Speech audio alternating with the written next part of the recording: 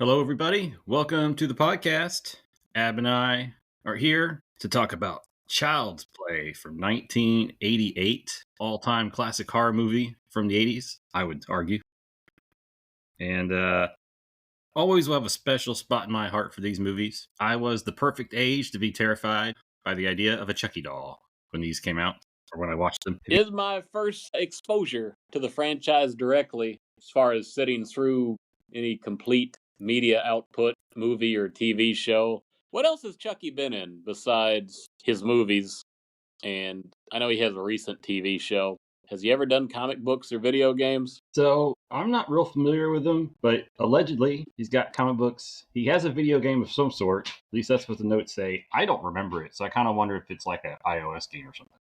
And all kinds of merchandise, though not back in the day. All the merchandise is probably from like the last 5, 6, 7 years. Same time all the other cool stuff started coming out in the 80s that we wish we had in the 90s. Couldn't. So this movie was based on at least one specific toy. Would that be the My Buddy doll from the 80s? Oh yeah, My Buddy. I don't know what the My Buddy looked like off the top of my head, but they did change the name of the movie, I believe. They considered calling it Blood Buddy. Probably a good call. I like the Batteries Not Included Yeah, title. that ties But directly I don't know if in with that the spawns plot. a franchise. It's wordy. It's at least 3 words and several other syllables. Batteries Not Included again. Missing the third battery. Well, they could have been clever. They could have gone, batteries not included 2A. Batteries not included 3A. They could have switched straight to D for the fourth movie. 4D. That would have been it. 4D. Batteries not included 4D. Then they're in trouble. And movie made money, $44 million on a budget of $9 million. They say it's a cult classic, but I think it made too much money to be a cult classic. Did it come out in December? November 9th. I think it was a direct competitor to Ernest Saves Christmas, and Ernest got number 2 on the week at the box office, and Child's Play was number 1. Yeah, I seem to recall that from when we did the Ernest Saves Christmas movie, for seeing that. I mean, I don't know that they're going after the same audience, so I think it works. And this movie's got a little bit of everything. It's got Spider-Man. It's got Star 77. It's got McGee from The Incredible Hulk. It's got Humperdinck, or whatever his name Prince is. Humperdinck. Yeah. Yeah. I mean, I did not remember all these connections from previously when I watched it. So that was fun. I love that McGee got the best death. Yeah, it was pretty over the top, and I guess it was appropriate. Oh, right? Yeah. Remind me, Spider-Man, did I miss...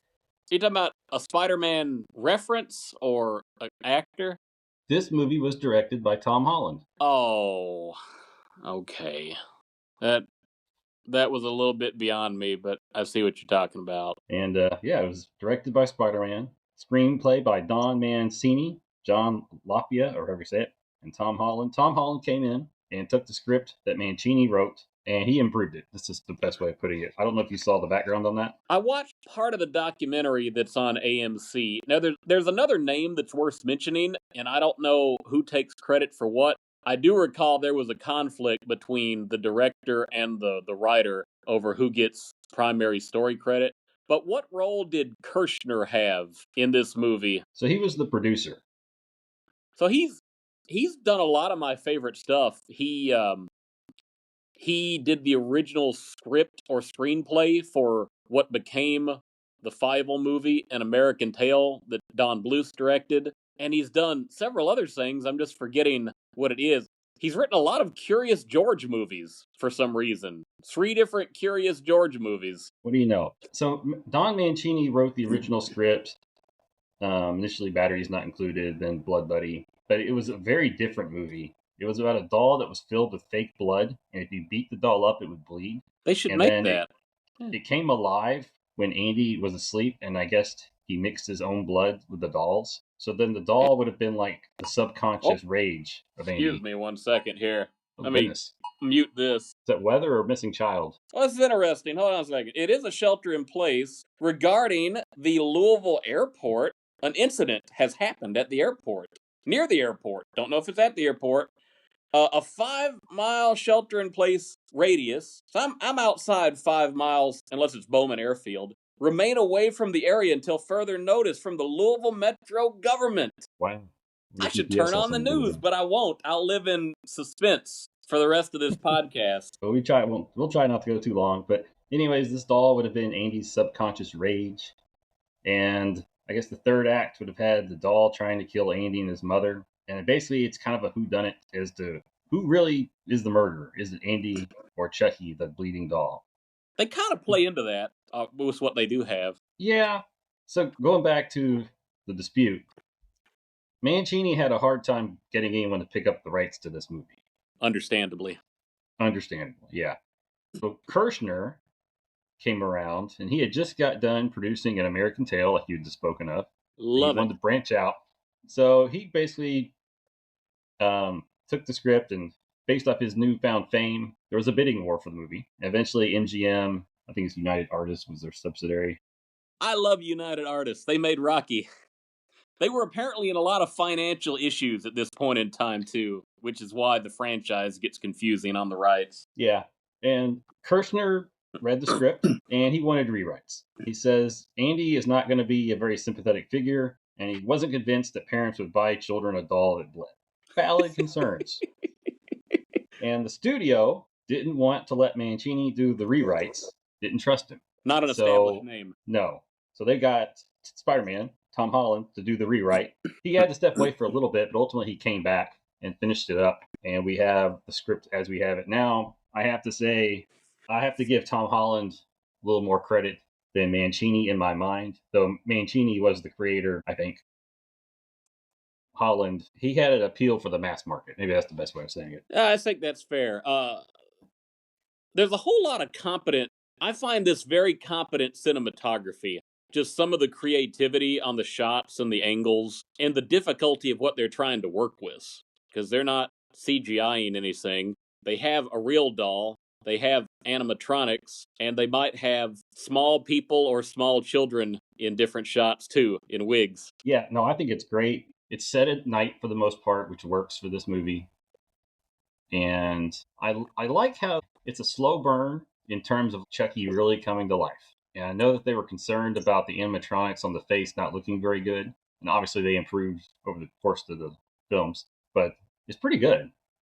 And even as they go on, they reveal the plot twist. I don't know if it's a twist, but that, Chucky is becoming more human the longer that he's in the body. And his hairline even starts receding. So I think that's a nice little effect. I didn't notice the hairline bit. Did that really? Huh. Yeah, if you look at it from the beginning to the end, well, part of that is they start using the animatronic head as opposed to the doll more and more. And the animatronic head is more of a human face, so to speak. It's the side of him when he's not pretending to be a doll, so to speak. Very effective reveals where they do that switch out from shot to shot.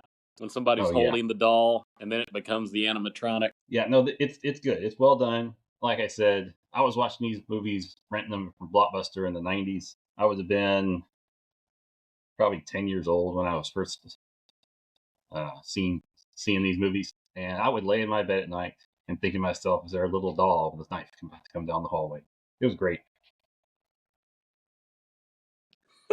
Okay, were you a stuffed animal guy, a doll guy, action figure guy, or none of that stuff? I had action figures. I never would have had a Chucky kind of doll. So when I was watching the documentary, we did have a Teddy Ruxpin, but it wasn't mine. What was interesting is I think it was brought up the doll market was really getting pushed in the 80s, and the people who made the My Buddy doll wanted to find a way to sell dolls to little boys, which to me is like, oh, this is one of the problems of society right here, most likely.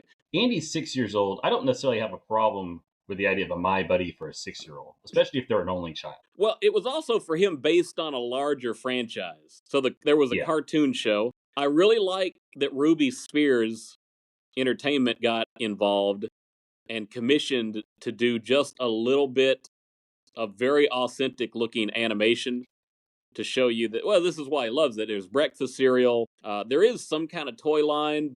The action, or not the action figure. The dolls are fairly recent for this franchise. And I will say the TV show has a live action segment. And I found that the creepiest part of the whole movie. Where the Barney Chucky? Somebody in a giant Cabbage Patch style costume. I don't quite understand the appeal of the good guys phenomenon. So, in your opinion, and maybe you've seen more of these movies, so you can tell me not opinion but fact, was the Good Guys franchise designed with a whole bunch of people who look the same, and they just float around in a hot air balloon helping people, trying to be their friend? I can't speak about the cartoon. I don't know that the cartoon comes back. I think it may have just been in the beginning of this movie. I had actually forgotten about that. Okay. The Chucky dolls themselves are all designed to look the exact same. They do have different names, if I'm not mistaken. Because Chucky was not on the list when they made these dolls. At least not in this movie. Maybe it comes up later. But in the little cartoon show, the creepy live action doll calls the small doll Oscar, which makes me think, do they have names or not? Or is the kid supposed to name the good guy doll whatever the kid wants, like a Cabbage Patch Kid? Yeah, so you also have Tommy, Polly, Larry, Oscar, Charlie, and Billy. Oh, that sounds terrible. Okay, Chucky was one of the options. Chucky was one of the options at 2% of the dolls, apparently. But they all look the same. Or do they? Was that just for this movie? They all look the same. But there are canonical names in this good guy franchise, and it just so happened that you could get a Chucky doll, but in this movie, he's only called Chucky because of the dead voodoo criminal, Yeah, Charles. Charles Lee Ray. I will say some of the misconceptions I had about what Chucky is. In my mind, not having directly sat through any of the media, I had thought his evilness was somehow part of his creation. Like there might have been voodoo and supernatural, but I thought it was tied to the toy making process. In this movie, the doll is just an innocent bystander to this weird police incident between a criminal who's into voodoo and uh, Prince Humperdinck, Officer Humperdinck. And so Charles Lee Ray grabs the closest thing near him in a toy store where he was hiding out.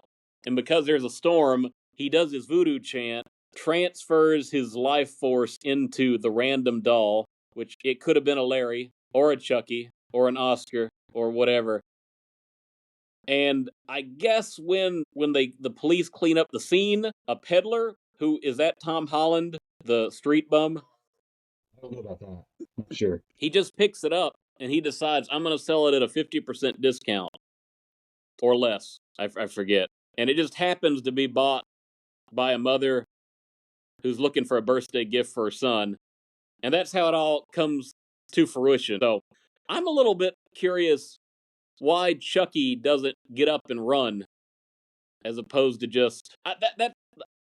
What's the deal with Andy again here? Because how does he become essential to the story with what Charles Lee Ray is trying to do? Get back to being human. Yeah, so I'm going to stop the recording and turn my echo cancellation because I think it did something and I lost it. All right, I'm back. So for Andy, and I can't tell you why Chucky stays in the box so long. Maybe he's having to get used to his body like Crane. But Andy, and it's told later on, the only way for Chucky to be human again is to transfer his soul into the first person that he told his secret to. That's part of the voodoo story. And so Andy's the first one he revealed his secret to. So in the first 3 movies, actually, Chucky is chasing Andy to do the voodoo spell and to get out of the body, so to speak. Oh, same actor? The first 2 movies has the same Andy. The third one ages him a little bit. It's like there's a time jump. And then Andy eventually returns in the movie that followed Seed of Chucky. And then he's been in the franchise since then. I don't know if he made it alive all the way through the TV show. That would be a big question. I'm not sure on that. That is way more than I would have expected. Because eventually with these, you just expect you get a rotating cast of characters after a while. But they rotate them out, is what I'm saying, yeah. Yeah, they do rework the story a little bit. Like eventually, I think it becomes that he can be in the body of a relative of Andy. I can't recall. They retcon it a little bit or loosen the rules.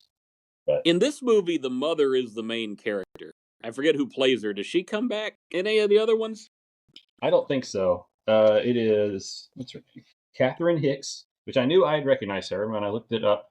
She starred in Seventh Heaven, which is not a show that I watched, and I mostly only know about it because the main character, the minister, was a pedophile in real life. Oh yeah, yeah, I saw that documentary. He was in some other stuff too. He guest starred in The Office as Andy's deadbeat dad, and I think after that news came out, they never showed him again, but they always spoke of him negatively as his character. Yeah, I feel bad for I don't feel bad for those people. I feel bad for all the other people that were in these hit shows that get pulled Yeah, from syndication because you got the creepo. Like, how much right. money did Catherine Hicks lose out on because of that guy? And it's usually because it is the lead that becomes the creepo. Like if it was if it was a side character, it may not matter. But you're right. Their work somehow gets tainted because of outside the lines indiscretions of co-stars. So yeah, I hear you on that. Yeah. So, anyways, you kind of set it up. So, just to be clear, the storm comes because he's doing the voodoo ritual, not because it's not the other way around. So Maggie is Karen's work friend, and she's babysitting Andy while she's working. And then Chucky comes to life and kills her with a hammer. But you get this real, it's a real fun scene where they're watching, the news is on in the background, and they start talking about Eddie Caputo, which was Chucky's partner on the crime when he got caught, or when he got killed, I guess. And the news about how Eddie Caputo got away, and Chucky's pissed off at Eddie because Eddie abandoned him at the scene. So he's got this plan. He yells out at the beginning, he's going to kill Eddie, and he's going to kill Mike Norris, the Humperdinck, or whatever his name is. Detective Humperdinck. Detective Humperdinck. So he's going to kill both of them. But you get the news report that Eddie has escaped. Chucky's interested in hearing the story. So he has Andy tell the babysitter that Chucky wants to watch the news. 9 o'clock news. The 9 o'clock news. And Late. she says, no, go to bed. Andy goes to brush his teeth, and Chucky scurries back out off camera, sits in the chair, turns the news on. The babysitter turns around and sees the doll sitting in the chair, and she thinks that Andy's playing a prank. I feel bad for Andy in this moment. He's like, he doesn't know what's the deal here. It's another common theme in the Chucky movies. The little kid gets blamed. Yeah, that's understandable. I didn't do it. And then Chucky decides that, I don't know why he decides he has to kill Maggie, but he does. And he hits her with a hammer so hard that she runs across the room and jumps out the window. I thought it was the toy hammer, the good guy's toy hammer that he got for his birthday. It was, but back in the 80s, you got real hammers for your toys, not these little plastic I crap. can believe that. Sure. All right, I'll give you that. They can charge more for it the more weight it has. Yeah, that is probably the least quality film shot. Chucky really doesn't have superhuman ability. You might argue that he has the strength of one man, but he's not like 5 men in a doll's body. So he took this little hammer, whacked this girl in the forehead, and then the girl proceeded to flail across the room, like across the entire room and out the window. So it would have been better if she had already been like right next to the window. Yeah. And got whacked and just fell backwards. But no, she was an elaborate scene. It's like when you see a 5-year-old kind of like falling, but it takes them a few minutes to fall all the way down because they're wiggling around trying to save themselves. It's just a very dramatic crash. Now, the landing on the car is great. Yeah. But flying across the room, wasn't quite how I expected her to die. I figured when you have all those windows, it's sort of that saying, the Chekhov's gun. You just assume somebody's going to go through a window, but the way it happened surprised me. Yeah. Karen comes home, mom, and Detective Humperdinck, whatever his name is, never get that right. He is the investigator on the scene. And the detective thinks Andy must have been involved somehow because there's footprints on the table, even though he recognizes that none of the shoes line up. But also, who made the footprints, right? And Andy's mother says, there's no way that happened. I lost my best friend. Get out of my house. And the cops obey. Which I would say, even if Andy was on the table, is it reasonable to think he pushed her all the way out the window from the table? Well, maybe not. The detective does have questions, legitimate questions. Yeah. The mom is legitimately concerned. They leave. Then Andy sees that Chucky has flour on the bottom of his feet and runs and tells the mom. But the detective hears it, and then she scurries them out. But yeah, they find the little toy hammer as a crime scene weapon too, and they want an autopsy. Evidence. And then the next day, this movie runs at a pretty good pace. Apparently, it was 2 hours initially, and it didn't do well with audiences, so they trimmed a lot. Mm-hmm. And the next day, Andy's mom takes him to school, and he immediately skips school with Chucky and takes a train ride to the bad part of town where Chucky finds old Eddie hiding out. Shelter in place has been revised. A new shelter in place from the airport, northbound to the Ohio River. Avoid smoke from the incident. Some plane did crash right outside the airport, so go figure. This will be a cursed podcast that we're recording. Now I'm interested. Yeah, I don't know how big a plane it was. Yes, the shelter in place is if that's a UPS plane, then you got chemicals. Yep, it was a UPS Airlines plane. I've worked there for 10 years at that site. Wow, UPS plane, those are huge. That was always our worst fear. So I drive that interstate loop a lot on the Watterson, and I'm always impressed every time a plane lands. But now I'm going to think about it crashing before it lands right on the interstate that I'm driving. So Chucky is on his way to kill his buddy Eddie, and he goes to this abandoned house with rats, and he's sleeping on the floor with a gun and an adult magazine. How in the world does... I know it's Chicago in the 80s and the whole do you know where your children are, but was it fairly normal for a kid and his doll to just take the rail train in downtown Chicago? I think the bigger surprise to me is that neither Andy or his mother later, who's basically travels the same path, really has any trouble. Like they don't.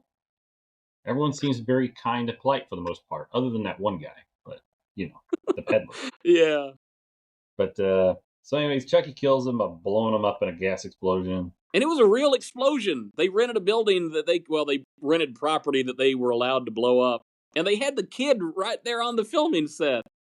It was the 80s, man. It's great. I know, it was the 80s. That's wild. Yeah. Those rats are probably dead. Oh, you mean they died in the explosion? Because, they're definitely dead now, but...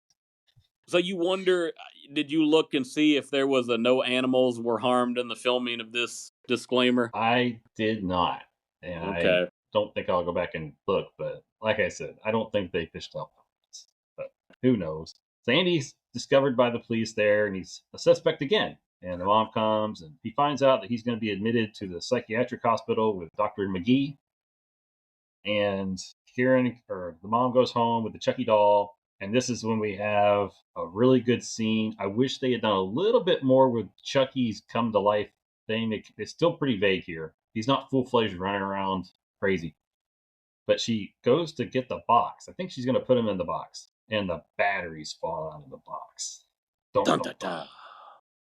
Which the batteries were included. So I guess you could name the movie that. Yeah, I guess so. So then she goes over to Chucky. He allows her to open up his back. And then when she sees there's no batteries, he spins his head around. And I think what he said was, "Want to play?" And then she drops him and he rolls under the couch. Yeah. And there are two different voices for Chucky in the movie. And that was the canonical toy voice. Yes. Yeah, it's not the Brad Dourif voice. And she goes and she picks up the doll, and he allows her to. I'm not sure what he's thinking in this moment, but she yells and curses at him to talk. And so I'll make you talk.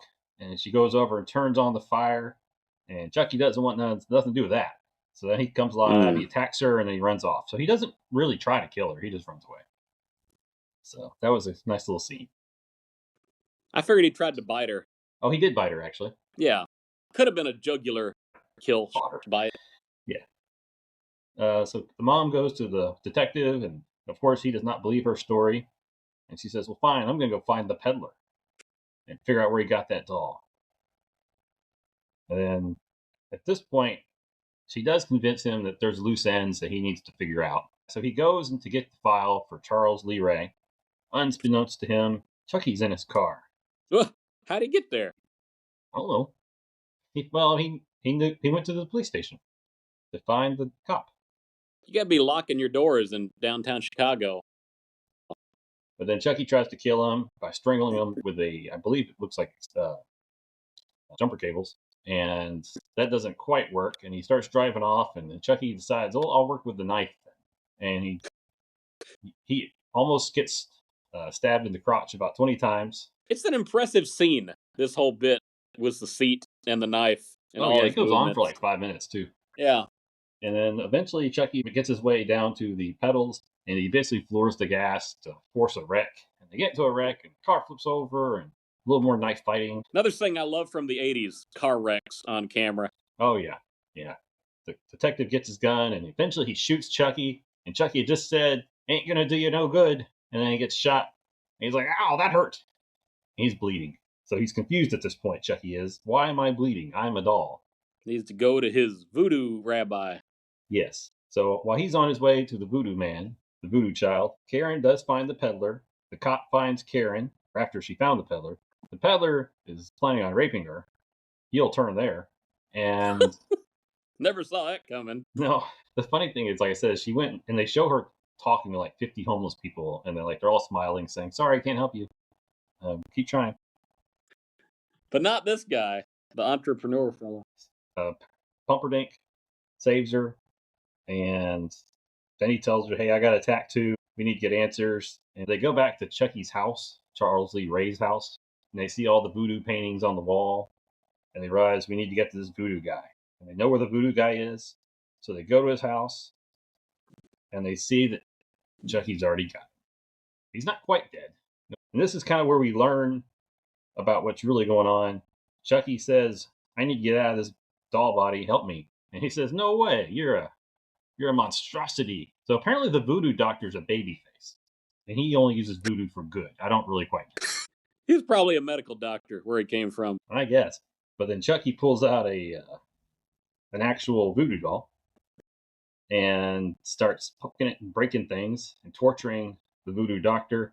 And he eventually says, okay, I'll help you. He says, you have to transfer your soul to the first human that you revealed your identity to.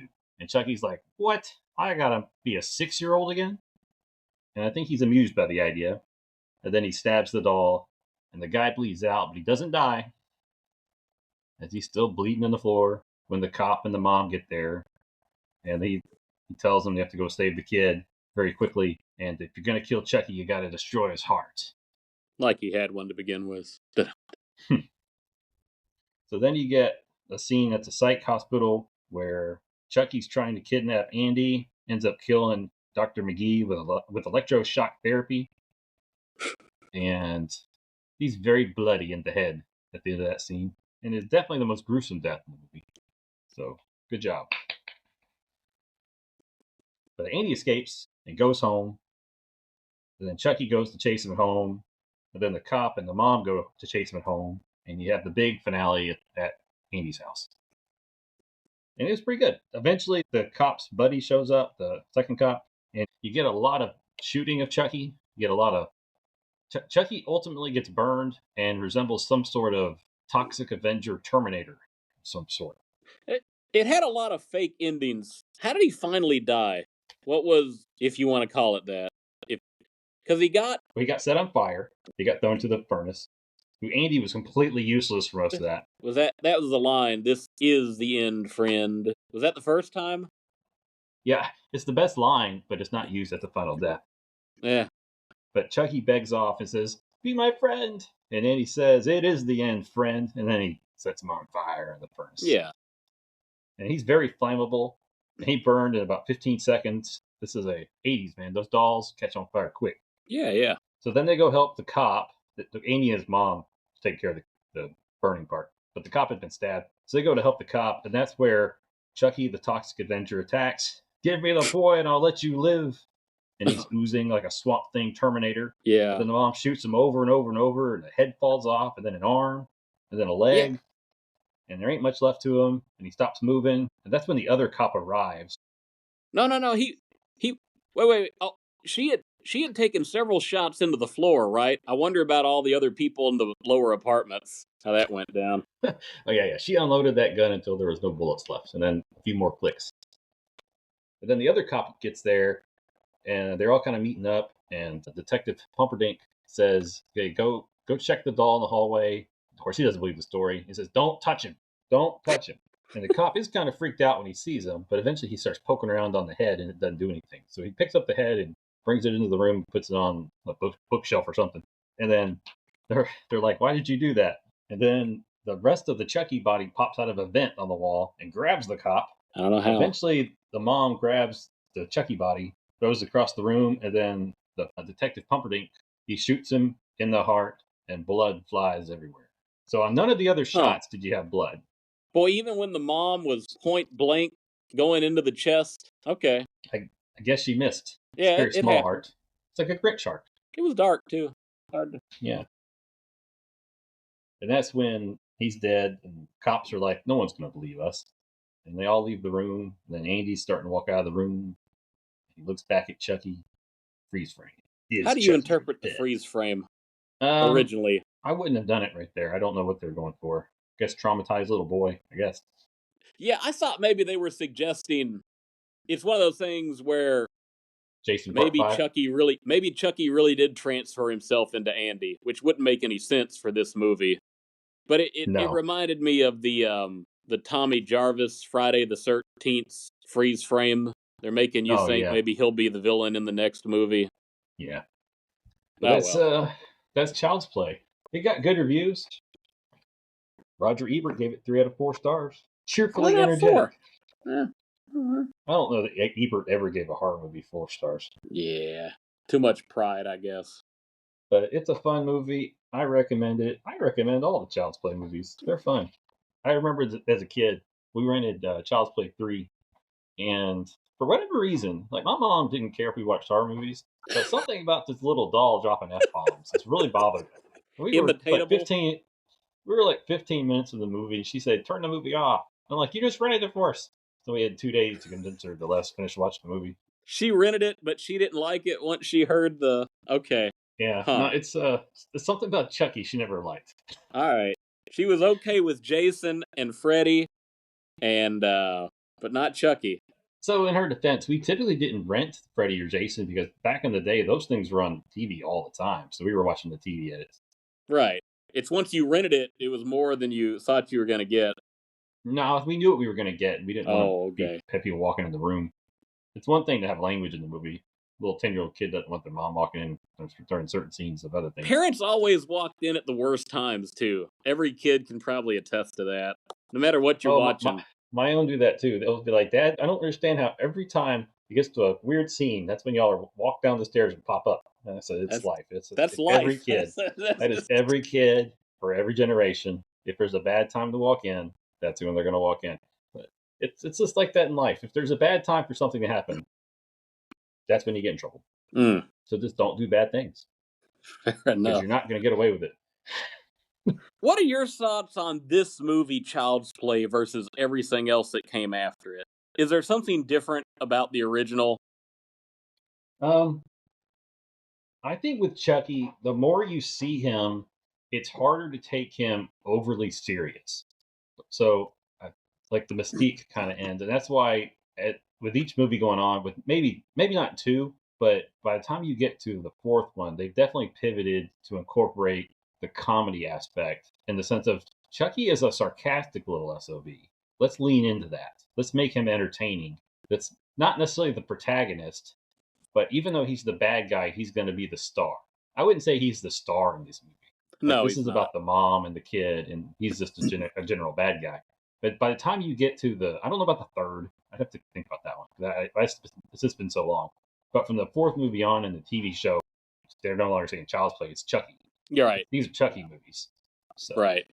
Oh, that's interesting you'd say that. Because it is my mental image of Chucky. I thought he'd be a little bit more funnier and chaotic in this movie, when really he's just a guy who doesn't want to be what he is. Yeah. And I'd say by part 4, he's got a full personality.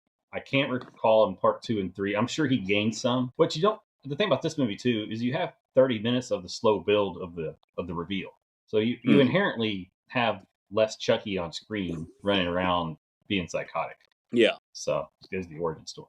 Is it Is there a general explanation for why he keeps coming back alive, even though you were supposed to be able to kill him by shooting the heart? Is it always the same reason? Oh no. So it's like, how many different ways can Jason be resuscitated? They keep stumbling into I they don't just know. keep doing stupid things. What can you say? Okay. Huh. So in part two, they have the doll, and the rumors behind all the deaths, right? And the kid's gone crazy, I think. At least mom did. I don't remember. And then the toy company rebuilds the doll. Like they rebuild the actual Chucky doll.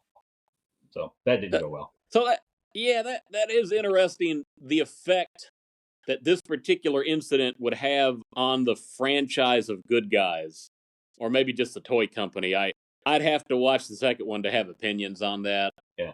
In terms of Chucky coming back to life, you have to keep in mind that Charles Lee Ray is the doll now. So if you Yeah. resuscitate the doll, you've resuscitated Charles Lee Ray. Okay. There is some logic to it in a weird way. He was pretty tore up at the end of this movie, though. Oh, yep. So I know it wasn't what you expected necessarily, but thumbs up or thumbs down, or I guess we got to do the rating. How many? Yeah. Got to pick something to categories. Huh. Toy hammers, Yeah, exploding rats. he doesn't really use a lot of weapons in this movie. He's got his little knife and he's got his little toy hammer, but not a lot of accessories yet. I wouldn't go toy hammers. Killer toy hammers, I guess. Yeah. So I'm gonna go 4 out of 5 killer toy hammers. I think this is a solid movie. Everybody liked it. I don't think you can call it a cult classic in terms of this particular movie because it made a lot of money. But yeah, 4 out of 5 little killer toy hammers. I like it. I really can't critique anything other than the first death, why she had to fly across the room like that. So I'm good with this. And So Andy is actually a pretty good actor to not have any experience. the kid does great. He's amazing. Yeah. So I'm thinking instead of hammers, maybe I'll rate it on batteries, since that's been There you go. the thing. So not what I expected. Not my kind of movie necessarily, but at the same time, for what this is, I can't find anything wrong with what it is. This is exactly what they wanted to do, and it strikes a very interesting balance of sort of just a movie that's trying to be a little bit of a family drama and a horror movie, and I don't think it's a slasher movie. I've heard people say it's different than slasher movies like Friday the 13th or a Nightmare on Elm Street. But I was very impressed with this, and for that reason, even though it's very much outside my usual diet, I'm gonna give it 5 out of 5 batteries because it does everything it's supposed to do. It builds slowly. It has that disconnect between what people would assume is reality. It's sort of like the old classic movies. The whole idea of the reasonable people are trying to tell certain characters what they've experienced and witnessed is unreasonable. And they're trying to get them to tell the truth, but the truth evades the people who have made an idol out of their own reason about what they assume is reality. And it doesn't go too far on the violence. They use a lot of the language, but I think it's very intentionally chosen for some of those moments of the reveals when Chucky's doing his thing for the mom, and every bit of it seems to be used effectively. I have questions about why does this happen? Why does that happen? It's a little odd. I don't know how I feel about the whole criminal uses voodoo to transfer his consciousness into a doll. I don't know if that's the best way to go about it, but it's made a franchise that is still going. They made it work. Sure. And it's a self-contained movie, even though they ended on a bit, not a cliffhanger, but of a note of discord or dissonance, a note of dissonance at the end. It's a 5 out of 5 battery movie, I think. I don't know if they intended to make a franchise out of this. They did wait 2 years to release Child's Play 2. So it makes me think, they wanted to end it in a way where you can make a sequel or you could not make a sequel. We'll see how it goes. I think it's better for that too. Yeah. Yeah. But no, I've always enjoyed Chucky movies. When people make their Mount Rushmore of horror villains, you got Jason, you got Freddy, you got Michael Myers. And I do think Chucky's kind of become the fourth one, though some crazy people want to put like the Saw guy up there or something. That's too late. That's different. The Texas Chainsaw Massacre wouldn't be up there. I don't know if there's a main villain on that. It had like one good movie. Leatherface. Yeah, that was Leatherface's Texas Chainsaw. I think Leatherface is iconic, but Chucky has lasted. You don't have like 14 remakes. Well, I think Chucky's way more iconic than Leatherface. The fact that I struggled on his name means Chucky gets the edge. So I think Chucky is the fourth on the Mount Rushmore. And I just wish they had all the cool merchandise back in the 90s, but they didn't. It is what it is. We need a Smash Brothers clone with all the horror villains in it. All right, well, that has been Child's Play. It's been fun. We're your friends to the end. Bye-bye. And this is the end, friend.